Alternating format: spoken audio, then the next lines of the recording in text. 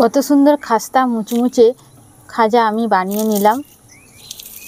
দেখতে পাচ্ছেন, হাতে ভাঙতেই পুরো গুঁড়ো হয়ে গেল। আর পুরো ভিডিওটি আপনারা দেখতে থাকুন। যারা ফেসবুক থেকে দেখবেন তারা পেজটি ফলো করে দিবেন, আর যারা ইউটিউব থেকে দেখবেন তারা চ্যানেলটি সাবস্ক্রাইব করে পাশের বেল আইকনটি প্রেস করে দিবেন। নমস্কার বন্ধুরা, পুতুলের রান্নাঘরে আপনাদেরকে স্বাগত জানাই। আজকে আমার রান্নাঘরে রথযাত্রার স্পেশাল খাজা বানাবো, যে খাজা পুরীর জগন্নাথ দেবের প্রসাদ হিসেবে ব্যবহার করা হয়। এমনকি ছোট বড় সকলেই এই খাজা সকলেরই প্রিয়। আর বাড়িতে কিভাবে এই মুচমুচে রসালো খাজা বানানো যায় সেই পদ্ধতি আপনাদেরকে দেখাবো। আপনারা প্রথম থেকে শেষ পর্যন্ত ভিডিওটি দেখুন, আপনাদের অবশ্যই ভালো লাগবে। এখন রান্নাঘরে যাই।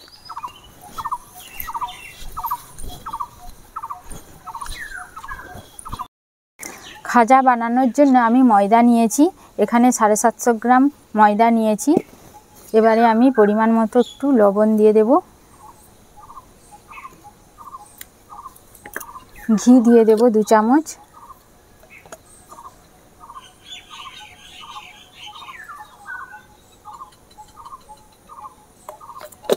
ময়ানটা ভালো করে মাখিয়ে নেব। আপনারা চাইলে সাদা তেলও দিতে পারেন ঘিয়ের বদলে। ময়ানটা আমি ভালো করে মাখিয়ে নিয়েছি, দেখুন এভাবে হাতের মুঠিতে কিন্তু মুঠো হয়ে যাচ্ছে। এবারে আমি অল্প অল্প জল দিয়ে ময়দাটা মাখিয়ে নেব। একবারে বেশি শক্তও করব না, আর একবারে নরম করব না।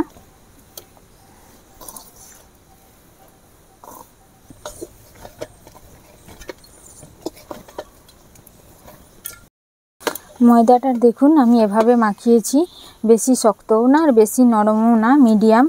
ময়দার ডোটা আমার হয়ে গিয়েছে। এবারে আমি 10 থেকে 15 মিনিট রেস্টে রেখে দেব।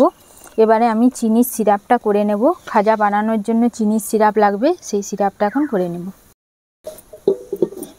এবারে আমি এটা রেখে দেব। চিনির সিরাপ করার জন্য আমি কড়া বসিয়ে দিয়েছি। কড়াতে আমি 1 বাটি চিনি দিয়ে দেব। 4 থেকে 5টা এলাচ আমি এভাবে ছিঁচে নিয়েছি, চিনির সাথে দিয়ে দেব। আর ওই বাটির মাপে আমি 1 বাটি জল দিয়ে দেব।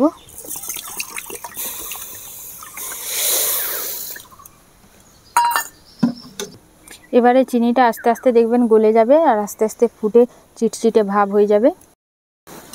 চিনির সিরাপটা মনে হচ্ছে হয়ে গিয়েছে, দেখি।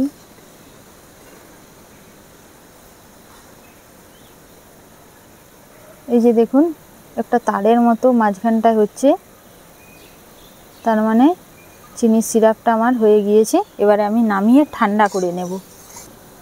এবারে আমি নামিয়ে দেব। চিনির রসটা কিন্তু আমি ঠান্ডা করব। ঠান্ডা করার সময় যাতে না চিনির রসটা বসে যায়, সেই জন্য এই যে লেবু নিয়েছি, দেখুন হাফের হাফ লেবু রস আমি এই চিনির সিরাপে দিয়ে দেব। এই রসটা দিলে কি হয়, চিনির রসটা বসবে না। যেমন রসটা নামাবো সেরকমই থাকবে, ঠিক নামানোর আগেই কিন্তু দিতে হবে। এবারে আমি নামিয়ে দেব। 15 মিনিট হয়ে গিয়েছে, এবারে আমি ঢাকাটা খুলে নেব। ময়দার ডোটা দেখুন কত সুন্দর হয়ে গিয়েছে, সফট নরম হয়ে গিয়েছে। এবারে আমি লেচিগুলো কেটে নেব। লেচিগুলো ঠিক বাড়িতে যেভাবে রুটি করি সেই রুটির সাইজে লেচিগুলো কেটে নেব।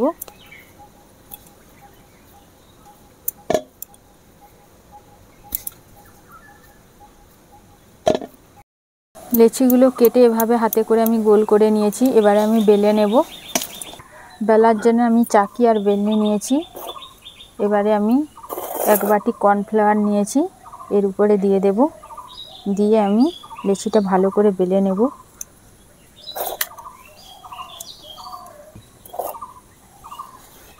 একবারে পাতলা করে বেলতে হবে।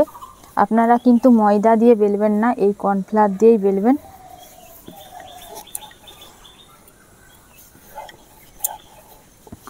যতটা পেরেছি আমি পাতলা করেই বেলেছি। চাকিতে যদি আরও জায়গা থাকতো আমি আরও পাতলা করে বেলে নিতাম। দেখতে পাচ্ছেন কতটা পাতলা করে বেলেছি। এভাবে প্রত্যেকটা কিন্তু লেচি রুটির মতো আমি প্রথমে বেলে নেব।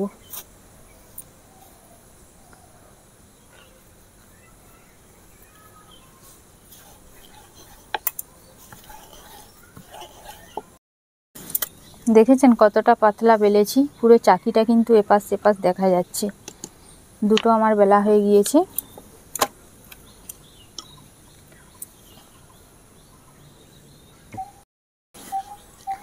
আমি 4টা লেচি রুটির মতো এভাবে বেলে নিয়েছি। এটাও দেখুন পাতলাভাবে বেলে নিয়েছি। এবারে আমি পরপর এর উপরে রুটিগুলো চাপিয়ে দেব। প্রথমে আমি এর উপরে কর্নফ্লাওয়ার দিয়ে দেবো।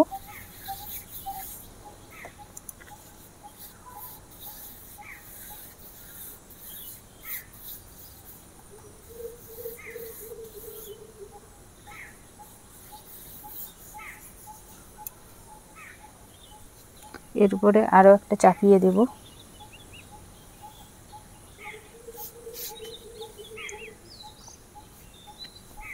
আবার আমি কর্নফ্লাওয়ার এর উপরে দিয়ে দেব।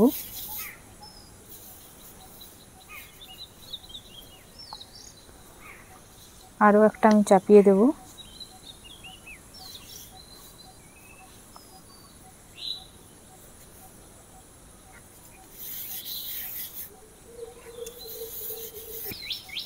প্রত্যেকটা লেয়ারের উপর এভাবে কর্নফ্লাওয়ার দিয়ে দিবেন। আমি 4টা রুটি দেব, 3টে হয়ে গিয়েছে। এবার আরও একটা দিয়ে দেব।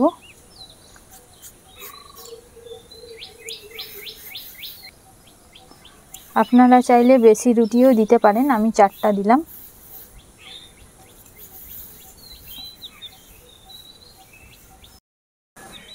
এবারে আমি দেখুন টাইট করে মুড়ে নেব, কিন্তু প্রথমেরটা একটু সরু করব,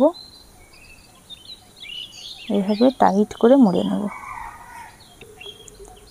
পুরো রোল করে নেব, ঠিক আমরা যেভাবে রোল খাই সেই রোলটা আমি মুড়ে নেব।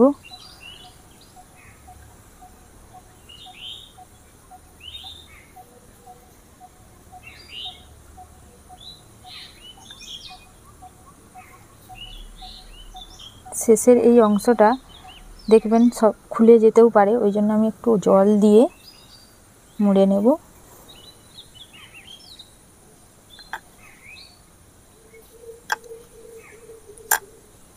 এবারে হাতে করে একটু চাপ দিয়ে এভাবে আরেকটু মুড়ে নেব। এবারে এই যে ছুরি নিয়েছি, ছুরির সাহায্যে আমি কেটে নেব। প্রথমে এই যে ডগটা সমান করার জন্য বাদ দিয়ে দেব। এরকম সরু সরু করে কেটে নেব।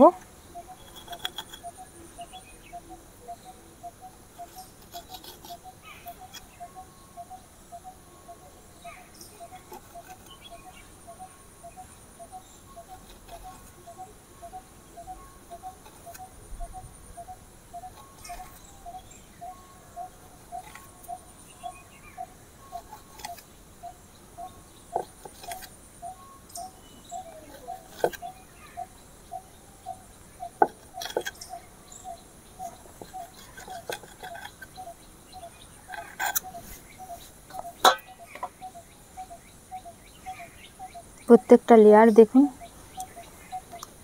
কত সুন্দরভাবে হয়েছে।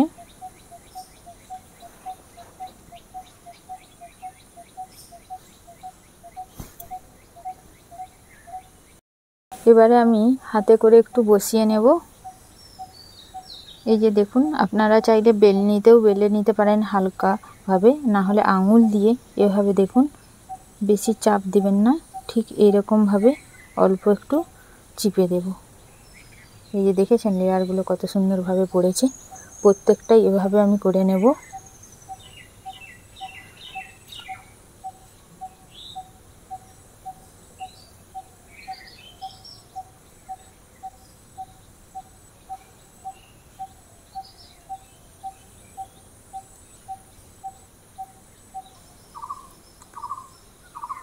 এইভাবে আমি সবগুলো করে নেব, তারপরে আমি তেলে ভাজবো। বাকি লেচিগুলো ঠিক এইভাবে আমি করে নেব, তারপরে আমি ভাজার সময় আপনাদেরকে আরও দেখাবো। ঠিক একই প্রসেসেই বেলে নেব।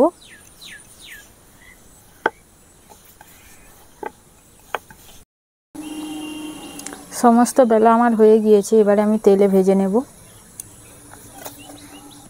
কড়াতে তেল দিয়ে দিয়েছি ভাজার জন্য, তেল গরম হয়ে গিয়েছে। এবারে আমি একটা একটা দিয়ে দেব। হালকা তেল গরম অবস্থায় এগুলো দিতে হবে। না হলে কিন্তু পুড়ে যাবে, নাহলে উপরটা লাল হয়ে যাবে আর ভেতরটা কাঁচা রয়ে যাবে।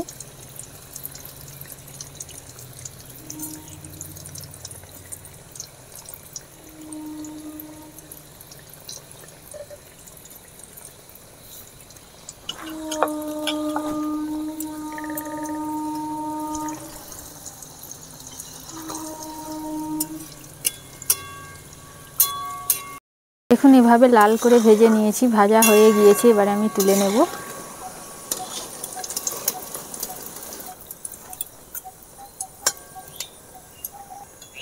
দেখুন খাজার লেয়ারগুলো কত সুন্দরভাবে বেরিয়ে গিয়েছে। এবারে তেলটা একটু ঝারিয়ে রেখে দেব। এবারে আমি বাকিগুলো ঠিক একই রকমভাবে ভেজে নেব। এবারে আমি তেলে দিয়ে দিচ্ছি।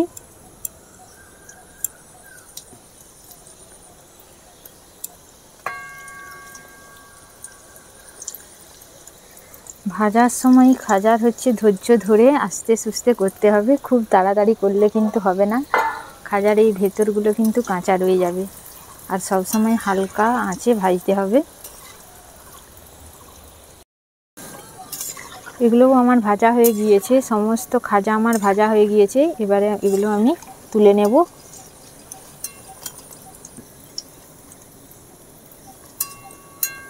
তেলটা ভালো করে ঝরিয়ে নিতে হবে। এবারে আমি খাজাগুলো ঠান্ডা হয়ে গেলে চিনির রসে ডুবিয়ে নেব।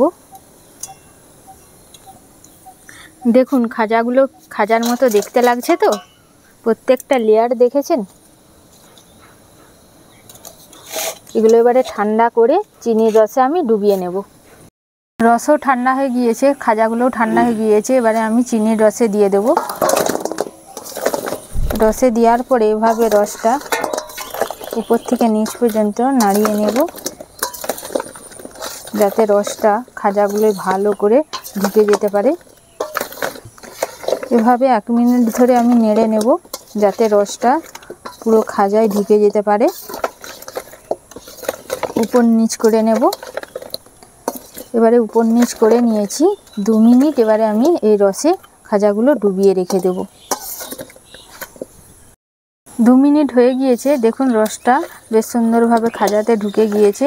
এবারে আমি এই ছানটার সাহায্যে তুলে নেব, যাতে রসটা ঝরে যায়, ওই জন্যে।